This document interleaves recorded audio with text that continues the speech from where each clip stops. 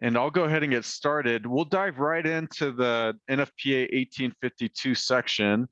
The latest guidance on this is from 2019.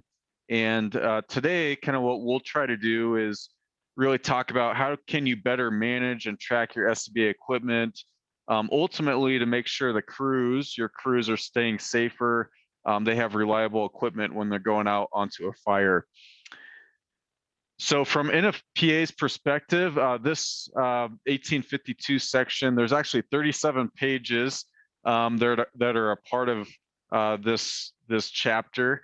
And you can actually go online and download it, or I'm sorry, you can view it for free on NFPA's website. If you want to download it, then you actually have to sign up to purchase it. But if you just want to kind of read through it, maybe for some bedtime reading, you can pull that up and look at that for free online. And this is kind of the table of contents for the section. We're going to touch on a few different chapters. Chapter 4, which is program component. Chapter 6, which is the care of your SCBA equipment. And then Chapter 7, which is the maintenance. For Chapter 4, I kind of called out this section because it talks a lot about SOPs and basically documenting all of your SCBA processes. So not only is it important to document the checks and if there's any issues with the equipment, but also your actual processes. How do you do your checks? What are the different steps that you want the crews to go through? And once you have that documentation, making sure you're doing training with the crews so that they're all very knowledgeable on what to do and how to check out that equipment. Obviously, on the inspection side, having check sheets or some type of documentation to complete your checks on is always important. And then if you find any defects with the equipment, so maybe you have a leak in a cylinder or another issue, having a process to report those type of issues back to your SCBA administrators. And then if your department isn't in charge of actually repairing and fixing that equipment, making sure you have a kind of a downstream process to work with your vendor or your ISP to make sure those items get fixed. In terms of PSTrax, we'll kind of go into the system in a little bit, but we track that full history for you. So all those events that you would do as part of your NFPA tracking, we document that in the history for each item. This is an example of a cylinder, but you can see we did a hydro test, we had a daily check, and then also an air fill event. And so all of that history is available, and then you can export it and view it when you need it. Chapter 6 of NFPA talks about the care of the equipment, and specifically after it's been contaminated. So, if you have a bottle or a pack and it goes out to a fire and gets exposed, what is your process for actually documenting that exposure event, pulling that equipment out of service, and then making sure it gets cleaned or serviced so it can get back onto the truck or in the station. So Chapter 6 talks a lot about the care. It talks about the specific information you should be capturing as part of that incident. Again, within PSTrax, we capture all of those exposure events and those usage events. So in this example here on the right, we have cylinder 12. It's gone out to an exposure event, and we're tracking the alarm number and the type of incident. All the checks within PSTrax are customizable, so we can follow NFPA guidelines, or if you want to customize the checks based on your department or add other checks, we can include those as well. And then finally, Chapter 7 of the 1852 guidelines, this is really focused on the maintenance of your SCBA equipment. The thing I wanted to highlight here is the timelines. Probably the biggest one is that all of your SCBA equipment, as far as NFPA is concerned, the inspections should not exceed an interval of 1 week. So you should basically be checking your equipment at least once a week. In some cases, it's every duty period. If it's something that's assigned to a crew member that's riding on the truck, they actually recommend that be checked every duty period. So usually every 48 hours. Okay, so now let's hop into a little bit more of PSTrax and kind of what we help with. A big problem that a lot of agencies have is they're doing these SCBA inspections on paper or spreadsheets right now, or you might have kind of an older system that's not as user friendly. And so what we do is we help automate all those processes. We take all of your existing checklists and your equipment lists, and we load that into PSTrax for you. And so we don't want to reinvent your wheel, so to speak. We know each agency has spent a lot of time developing your internal processes. But what we want to do is just convert that wheel from paper or spreadsheets into a more efficient system for you. Obviously, SCBA, it's nice because we have NFPA 1852 as a starting point. So within our system, we actually have all the 1852 checks built out already to start with, and I'll show you that here in a moment. But if there's any additional checks that your department wants to perform, we just build those in on top of the 1852 checks. All right, and within PSTrax, for those that might not be familiar with us, we have 7 different modules, and you can pick and choose what modules you'd like. Today, we're going to focus just on the SCBA module.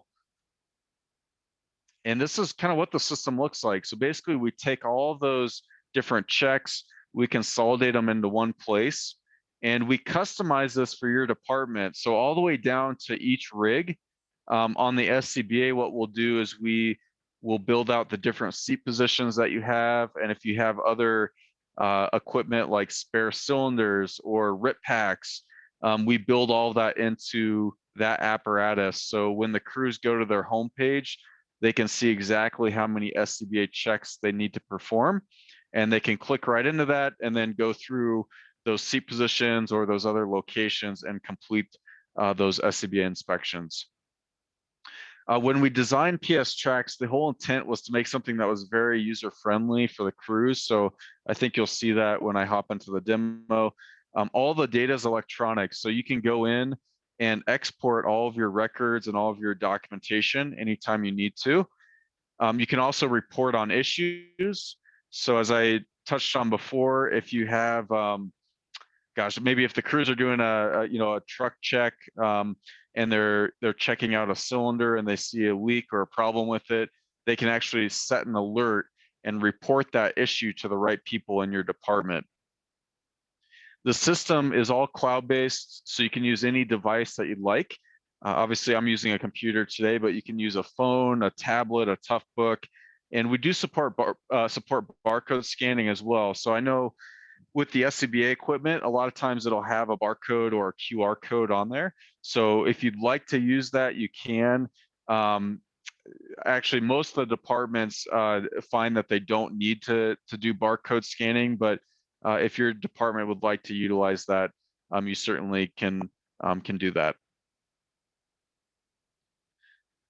And in terms of the SCBA module, kind of going into a little more specifics, as I mentioned, we start with the NFPA 1852 guidelines.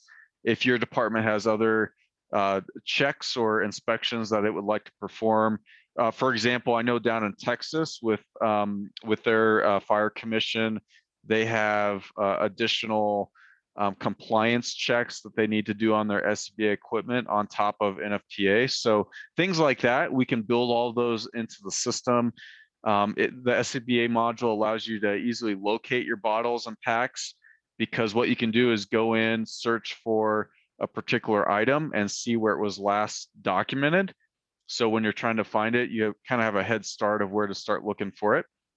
All the events and all the inspections get logged for each item. So obviously NFPA inspections, repairs, air fills, hydrostat tests, flow tests, all those type of events get tracked in the system. And we also maintain and track expiration dates and your cost information. So you can go in and see if you have any expired equipment or anything that's coming up for expiration. Obviously, that's big with NFPA 2.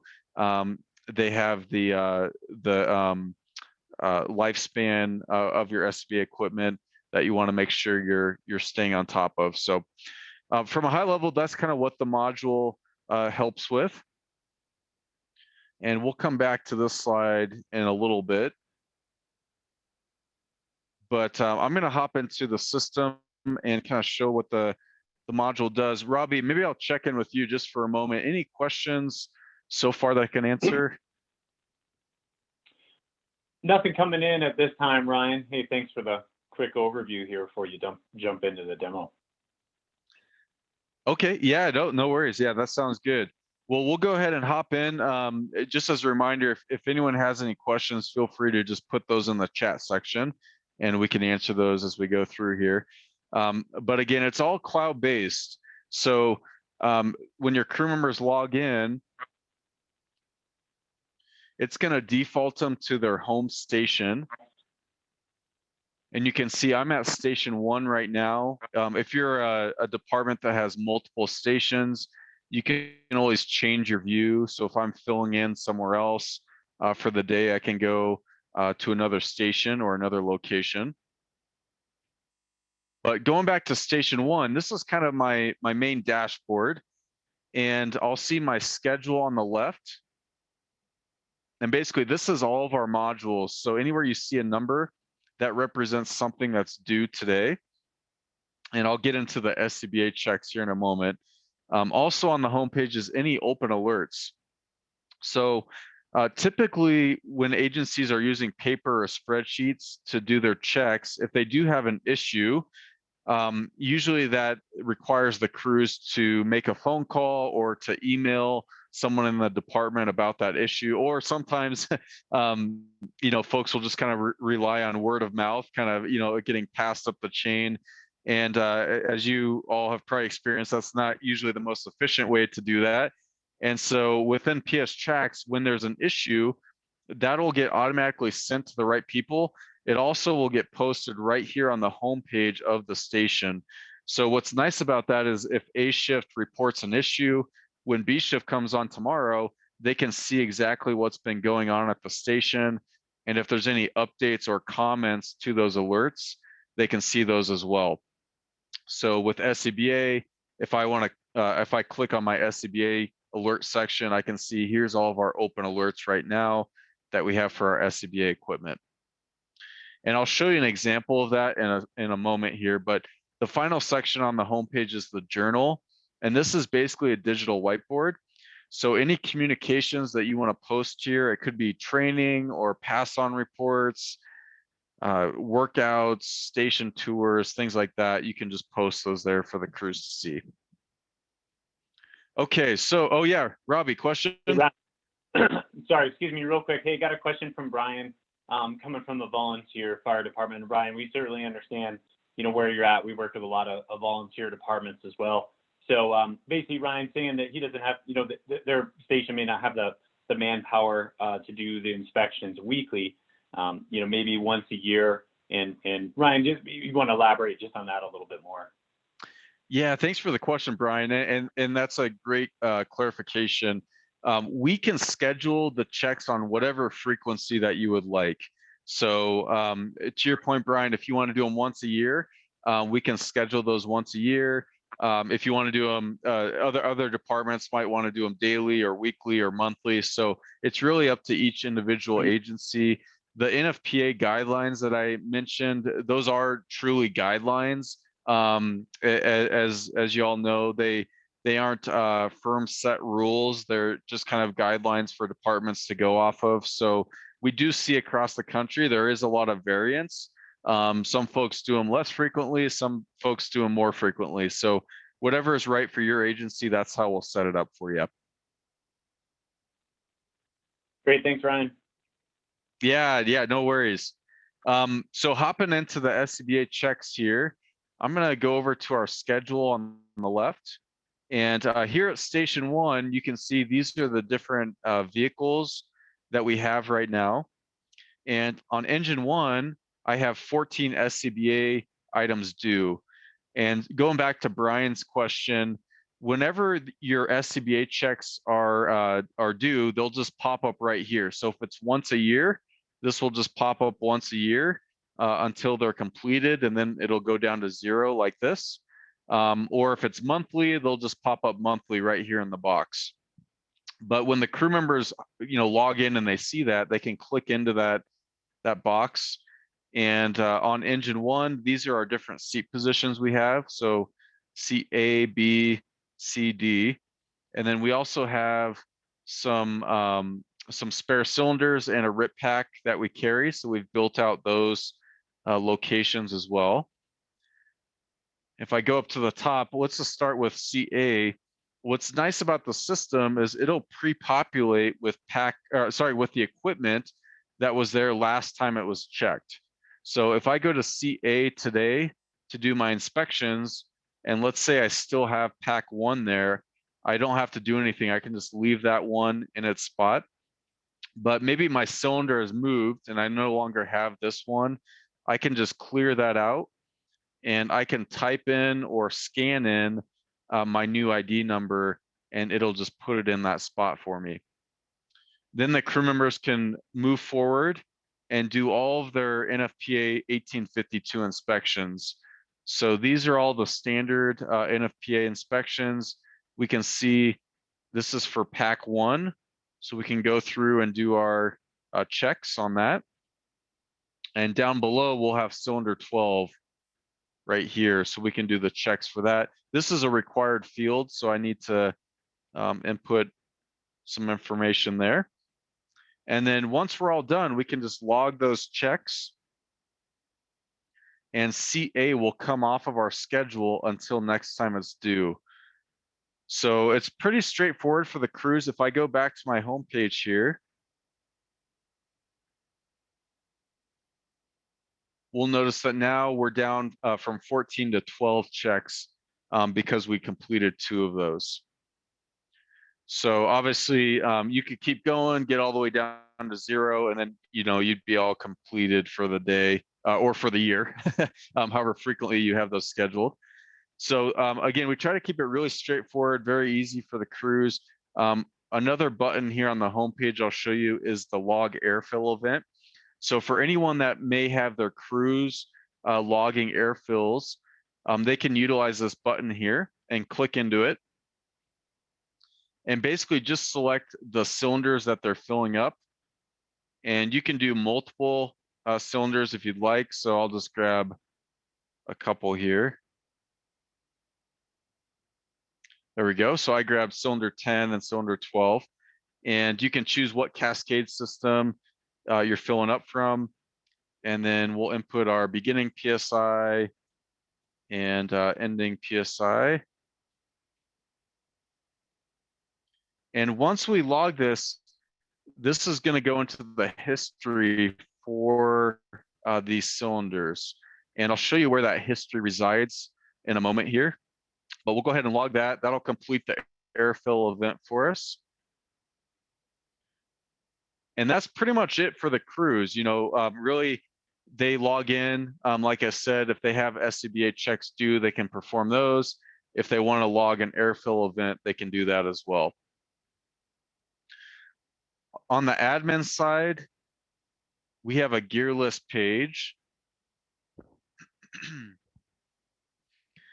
And the gear list page is where you can go as an admin to see all of your equipment for the whole department. So you can filter this by a particular category or type of gear. Let's say we want to see all of our cylinders. We can pull those up. And down here below, it's just going to list out each cylinder for us. And we'll see all the pertinent information about it. So ID number, serial number, manufacturer, size, cost, status. Over on the right-hand side, all the important dates like manufacturing date, obviously expiration date, that's a really big one. Next hydrostat date. And you can filter by any of these columns up above. So if I filter by expiration date, I can see I have 2 that are currently expired in red, and I have 3 that are going to be expiring within 6 months. That's why they're orange here. You can also filter by hydrostat date and see what items you have coming up for those. But what an administrator will use this page for a lot is bulk events. So let's say you have a bunch of cylinders and maybe you just had hydrostat tests performed for those.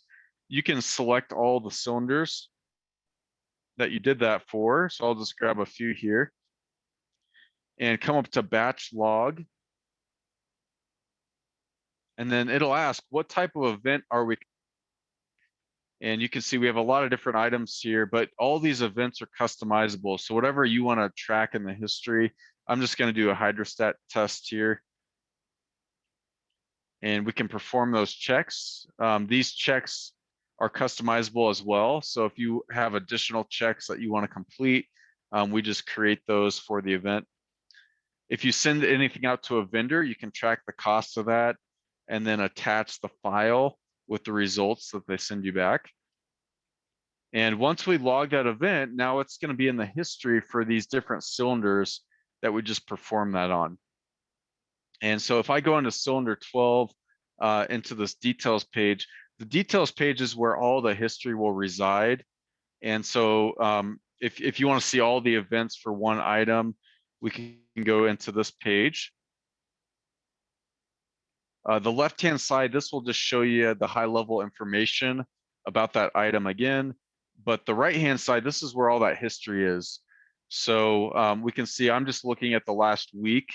But if you want to go back further, you can go as far back as you need to. And down here below, it'll just list out every event that's occurred. So you'll see there's that hydrostat test that we just performed. A little further down, this is the air fill event that we did at the Station 1 Cascade. And then at the very beginning, when I did the truck check on engine 1, seat position A, this is when we did that truck check. So you can literally see all the events over time. If there's any repairs or status changes, other events like exposure events, all of that will show up here. And then you can export it or print it if you ever need to. All right, and obviously what I'm showing here, this is kind of the history just for one item, but if you need a more holistic report, you can go into the logs section over here in the menu. And what you can do in the logs is choose whatever event you want to see. I know sometimes for ISO or for just state audits or local audits that you might, compliance audits that you might have, they'll come in and say, hey, we need the history of all your air fills or all of your hydrostatic tests. So that's what this page is for. You can choose what event you want to look at. So I'll just do air fills and then select your date range. So we'll go back a couple weeks here. And then what this will do is it'll just list out right down here below every single airfill event that we've had in that time period. And you can see exactly, when it was completed, what crew member logged it, and what piece of equipment it was for. And then you can export this as well or print it. So those logs are really handy. Again, just if you need a kind of a wider report of everything. And then we have some other standard reports that I'll show really quick here. We have a expiration date report. Actually, I'll pull up a few of these. The expiration date report, this is very nice if you're doing a like a budget, let's say you're budgeting out 2 years or 3 years and trying to get a forecast of what gear you have that will be expiring. You can come into this report and you can push out your dates as far as you want. So I just went out 2 years. And what the system will do is it'll show us everything that's going to be expired by this date we selected. So down here below, anything in red, that means it's already expired right now. But anything else in black, that means it's not expired yet, but it will be expired by that date we selected. So again, as you're budgeting or doing your forecasting, hopefully that'll allow you to kind of phase in the replacement of that gear and get a better idea of when it's going to be coming up for expiration. So that's a pretty handy report. Another one is the hydrostatic test report. So for your hydros, you can do the same thing. You can go out into the future. So I went out 2 years, and it looks like we actually don't have anything due, which is nice by that date. So let me go a little further.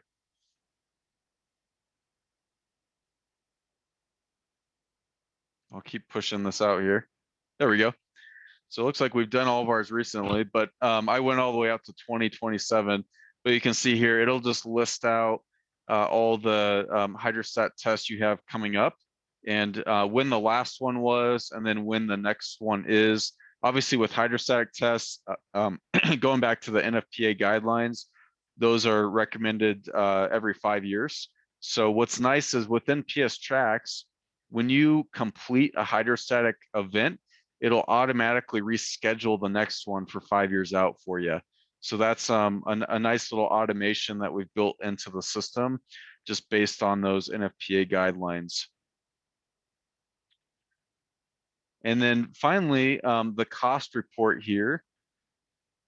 The cost report will basically show you any, I refer to them as frequent flyer items that are always broken or always needing to be repaired. And so you can pull this up for a certain type of gear. I just did our cylinders, and it'll show you your initial cost that you paid for that item, but it'll also show you the ongoing maintenance cost. So you can filter by this column, and we can see, okay, cylinder 12, cylinder 5, cylinder 9, cylinder 10, those are all ones that are costing us quite a bit to maintain and repair. It's probably better for us just to buy new ones, kind of retire these guys, so we aren't pumping in so much money to keep them in service. So that's, again, just one more standard report that's a pretty helpful one. Finally, the last section I wanted to go into is the full schedule. And as an administrator, this is a nice page because it'll basically show you all of your scheduled events, and you can filter out by a particular event type. So I kind of think of this as our work queue, right? So it's all the things that, when we come in today, I can pull up my schedule and see, okay, here's exactly what I need to complete.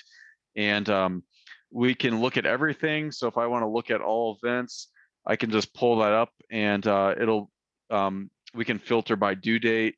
I can see all these things in red are actually overdue, things that I need to complete. I can filter this down. So if I'm working on, maybe let's say we're working on hydrostat test today, I can filter that. I can see I actually don't have any coming up. So that was kind of a bad example, but let's see. Let's do, let's see if we have any flow tests. There we go. So we have some flow tests coming up. So I can see here, these are all of our flow tests. These are the dates that they're coming up. And if I filter by that, I can see I have one overdue and then a few coming up later on. But again, you can use this on the admin side, on a daily basis, or, however frequently. You might come in here once a week or once a month just to see all the upcoming items that you have.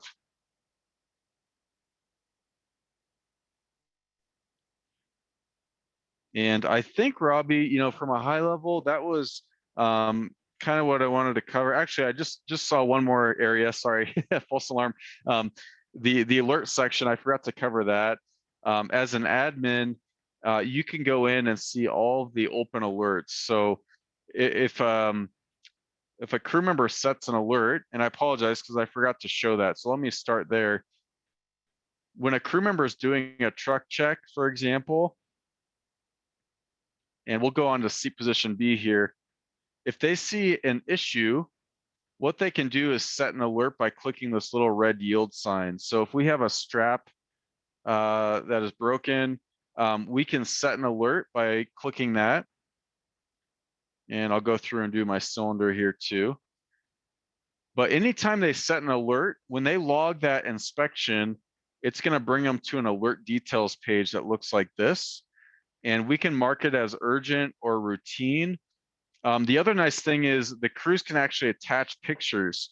So if they're using a phone or an iPad to do these inspections, they can actually use the camera on that device and snap some pictures. They can attach those. And then this alert is going to be sent off to the appropriate administrators within our department. And so you can have individuals that receive it. You can have groups or vendors can be on these recipients as well. And you can also have required people like Nathan here. He's required, so I can't uncheck the box next to his name. But you can have optional folks as well that you can include, or just like you would on an email, you can copy, other folks and just include them on that. So basically, once this alert is set, it's going to be emailed and texted off to all these folks here. That's how they're going to receive it. So we can go ahead and set the alert. For the crew member, it'll just bring them back to their checklist so they can, keep performing checks if they want to. But going back to our homepage,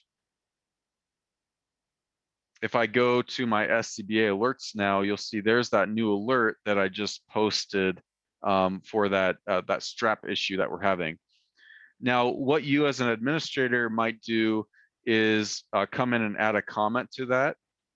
So you could say, I don't know, alert received, pull pack out of service, use spare in the closet, or whatever you want to put in there. And when you add that update, that'll just get added right to the alert. So if I refresh here,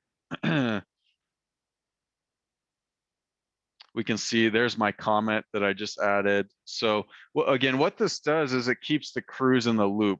So anytime, these issues occur, instead of picking up the phone or instead of sending, a bunch of emails back and forth, you can communicate through here. Everyone's going to be on the same page. And eventually when we resolve this issue, you can close it out. So as an administrator, you can come in, you can say we fixed the strap. If you want to add other attachments or a cost for that, you can do that. And then we're going to close it. And once we close it, you'll see here, it actually will automatically disappear right off that list because the crew members don't need to see that anymore. And so it'll disappear for them. But for administrators, let's say you want to go back and see a kind of a history of all the alerts and the issues that you've had maybe the last year or the last month. You can go into the alert section and go to the alert archive page. And this will show you all those alerts. And so you can filter by a particular type. So let's say we just want to see our packs. I just want to see all alerts for this month related to our packs. I can pull that up and then it'll just list those out for us right here. This bottom one is the one I just did. So for each alert, you can see when it was opened, what crew member opened it, who closed it and when they closed it, any comments that were associated with the alert, and any cost or pictures, any attachments, those will all be part of it. And then you can obviously export this or print it as well if you ever need to. So just wanted to share that. Apologies, I kind of skipped over that when I was doing the on-truck checks earlier, but that's a very important part of the system, is just the communication of those issues when they do come up, and obviously having a history and a record of that. Going back to NFPA, we talked about just from an NFPA documentation perspective, they have some good guidelines on making sure you're capturing information like this. So we want to make sure we not only are tracking the daily, weekly inspections, but also the issues or the repairs that come up with those. All right, Robbie. Well, I think that was kind of everything I wanted to cover in terms of the system, at least from a high level. Um, I'll check back in with you. Any other questions that I can run through on that? Great. Yeah, yeah. Thanks, Ryan. Hey, we did have one come in here from Okay. Jeff. Hey, thank you for the question, sir. Basically asking about mass edits, in this case, using cylinders. And then if you wanted to add a description to tag along with that, make sure I'm answering that correctly, Jeff. If you can touch on that, Ryan. Yeah, for sure. Yeah, thanks for the question, Jeff. I'm gonna hop back to our gear list page and I'll show you how we can do that. And I'm gonna look here, like it looks like model is right now I have that blank in our demo, so that might be a good example. If you want to do a bulk edit, Jeff, you can just select all the cylinders that you want to do that edit for. You could select everything if you want. I just have like 4 or 5 selected right now, but you can do batch edit and then just select what field you want to edit. So like for model, I'll just say like model A. And when you do that, you'll see it'll just automatically update that right there for those items that we did that bulk edit for.